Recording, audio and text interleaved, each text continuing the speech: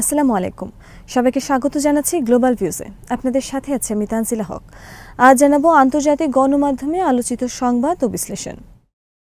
ইসরায়েলের প্রধানমন্ত্রী বেঞ্জামিন নেতানিয়াহুর বাগাড়ম্বর থেমে নেই। তিনি আবার বলেছেন তিনি গাজা থেকে সব ইসরায়েলি বন্দীকে মুক্ত করে আনবেন এবং প্রতিরোধ আন্দোলন হামাসকে আত্মসমর্পণে বাধ্য করবেন। এই মন্তব্যকে হাস্যকর অভিহিত করে এক সংক্ষিপ্ত বিবৃতি দিয়েছে হামাস। এতে তারা বলেছেন এই ধরনের বক্তব্য নেতানিয়াহুর মানসিক পরাজয়কে প্রতিফলিত করে, কারণ এর সঙ্গে বাস্তবতার কোনো মিল নেই। বিবৃতিতে বলা হয়, এরই মধ্যে ইসরায়েলি নেতারা স্বীকার করেছেন সামরিক পদক্ষেপের মাধ্যমে ইসরায়েলি বন্দীদের উদ্ধার করা সম্ভব নয়।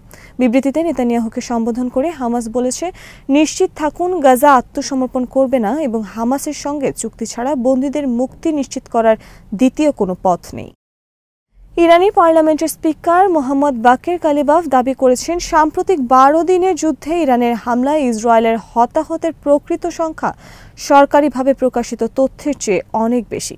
তিনি বলেন, ইসরায়েলের 3500 জন আহত হওয়ার তথ্য থেকে বোঝা যায় অন্তত 500 জন নিহত হয়েছেন। ইরানের IRIB1 টিভি চ্যানেলকে দেয়া এক সাক্ষাৎকারে মোহাম্মদ বাকের কালিবাফ বলেন, ইসরায়েলের নিরাপত্তা গবেষণা কেন্দ্র জানিয়েছে তাদের আহতের সংখ্যা 3520 জন। এই হিসাব অনুযায়ী কমপক্ষে 500 জন নিহত হওয়ার কথা। প্রকৃতপক্ষে ইসরায়েলের ক্ষয়ক্ষতির পরিমাণ সরকারিভাবে জানানো সংখ্যার চেয়ে অনেক বেশি ছিল। যুদ্ধবিরতির প্রেক্ষাপট সম্পর্কে ইরানের স্পিকার বলেন, ইসরায়েলের সাম্প্রতিক সামরিক আগ্রাসন বন্ধ হয়েছে মূলত তাদের ব্যর্থতার কারণে, কোনো রকম নমনীয় মনোভাবের কারণে নয়। তিনি জোর দিয়ে বলেন, স্থল ও আকাশে ইরানের নিয়ন্ত্রণই ছিল ইসরায়েলের ব্যর্থতার অন্যতম কারণ। তার ভাষায়, আমরা ইসরায়েলের সামরিক ও প্রতিরক্ষা কেন্দ্রগুলো অকার্যকর করে দিয়েছি। স্পিকার জানান, যুদ্ধের শেষ দিকে ইরানি ক্ষেপণাস্ত্র হামলার নির্ভুলতার হার ছিল 90%-এরও বেশি, যার ফলে ইসরায়েলের প্রধান সামরিক ও বিমান প্রতিরক্ষা স্থাপনাগুলো অচল হয়ে পড়ে। কালিবাফ দাবি করেন, লক্ষ্যবস্তুর ওপর পূর্ণ নিয়ন্ত্রণ ছিল ইরানের, যার ফলে ইসরায়েল যুদ্ধবিরতির পথ বেছে নিতে বাধ্য হয়। কালিবাফ বলেন, ইরান কেবল ইসরায়েলের বিরুদ্ধে লড়েনি, বরং মার্কিন নেতৃত্বাধীন ন্যাটো ও পশ্চিমা শক্তির বিরুদ্ধেও প্রতিরোধ করেছে। এদিকে স্যাটেলাইট চিত্র বিশ্লেষণ করে শুক্রবার অ্যাসোসিয়েটেড প্রেস জানিয়েছে, কাতারে অবস্থিত মার্কিন ঘাঁটিতে ইরানের ক্ষেপণাস্ত্র হামলা সম্ভবত ঘাঁটির একটি গুরুত্বপূর্ণ গম্বুজে আঘাত করেছে, যেখানে নিরাপদ যোগাযোগের জন্য ব্যবহৃত মার্কিন সরঞ্জাম রাখা হয়েছিল। ইরানের 3টি পারমাণবিক স্থাপনায় মার্কিন বোমা হামলার প্রতিক্রিয়ায় 23 জুন রাতে দোহার কাছে অবস্থিত আল উদেইদ বিমান ঘাঁটিতে এই হামলা চালানো হয়। হামলার পর ইরান ইসরায়েলের মধ্যে যুদ্ধবিরতি প্রতিষ্ঠায় তৎপর হন মার্কিন প্রেসিডেন্ট ডোনাল্ড ট্রাম্প। এপির খবর অনুযায়ী প্ল্যানেট ল্যাবস বিবিসি থেকে পাওয়া 23 জুন সকালের স্যাটেলাইট চিত্রে বিমান ঘাঁটিতে ওই জিওডিসিকে গম্বুজটি ধরা পড়ে।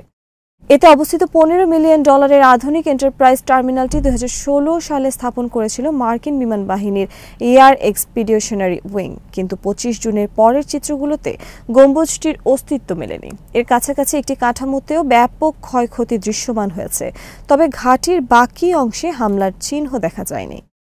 ইসরায়েলের বেন গুরিয়ন বিমানবন্দরে আবার ক্ষেপণাস্ত্র হামলা চালিয়েছে হুথি আনসার আল্লাহ নিয়ন্ত্রিত ইয়েমেনের সশস্ত্র বাহিনী।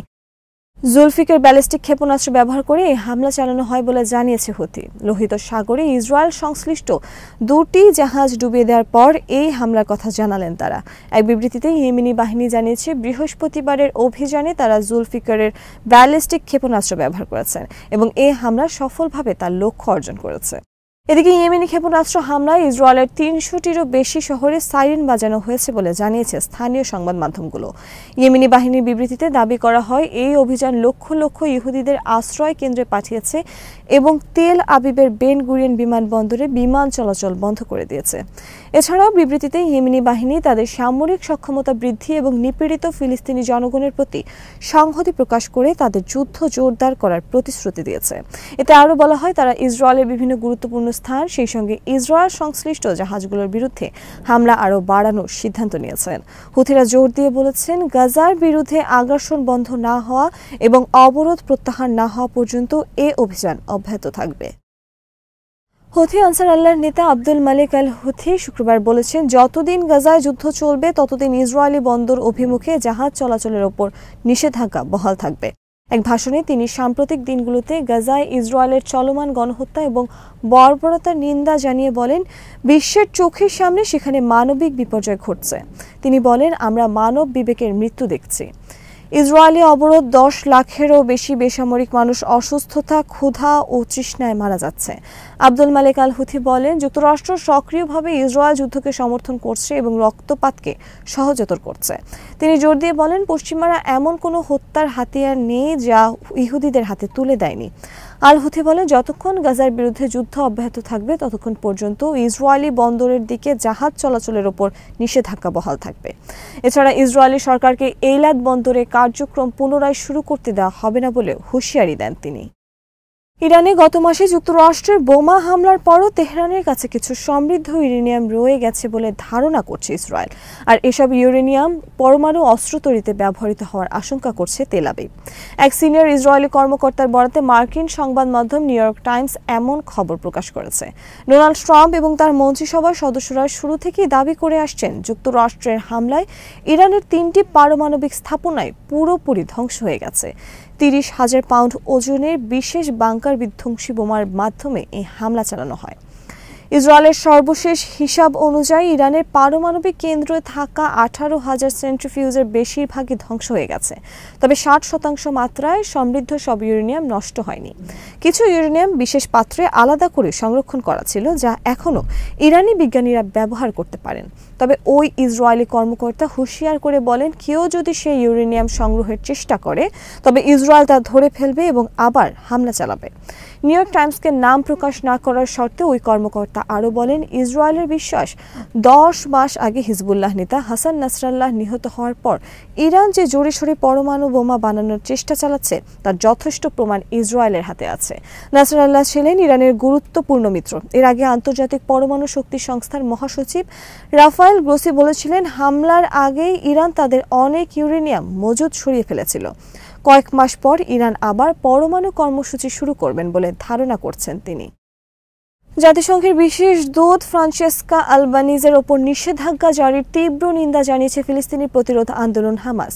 সংগঠনটি বলেছে, যুক্তরাষ্ট্রের এই পদক্ষেপ থেকে আবারও সবার সামনে এটা স্পষ্ট হয়েছে তারা আন্তর্জাতিক আইন মানেন না। গাজায় ফিলিস্তিনিদের বিরুদ্ধে ইসরায়েলের অভিযানে মানবাধিকার লঙ্ঘনের অভিযোগ তুলে প্রতিবেদন দেওয়ায় জাতিসংঘের এই বিশেষ দূতের উপর নিষেধাজ্ঞা জারি করেছে মার্কিন প্রেসিডেন্ট ডোনাল্ড ট্রাম্পের প্রশাসন। হামাস শুক্রবার এক বিবৃতিতে বলেছে, এই পদক্ষেপ ইহুদিবাদী ইসরায়েলের অপরাধ যজ্ঞের প্রতি যুক্তরাষ্ট্রের সমর্থন এবং সহযোগিতার স্পষ্ট প্রমাণ।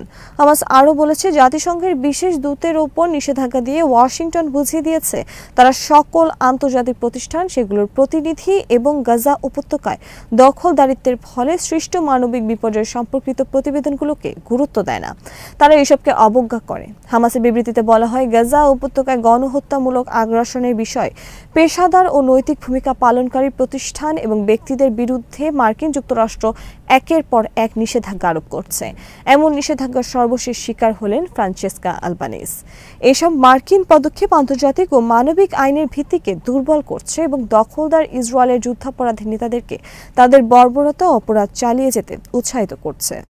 জাতিসংঘের শীর্ষ কর্মকর্তারা সতর্ক করে বলেছেন, গাজা এখন শিশুদের কবরস্থান ও অনাহারের উপত্যকায় পরিণত হয়েছে।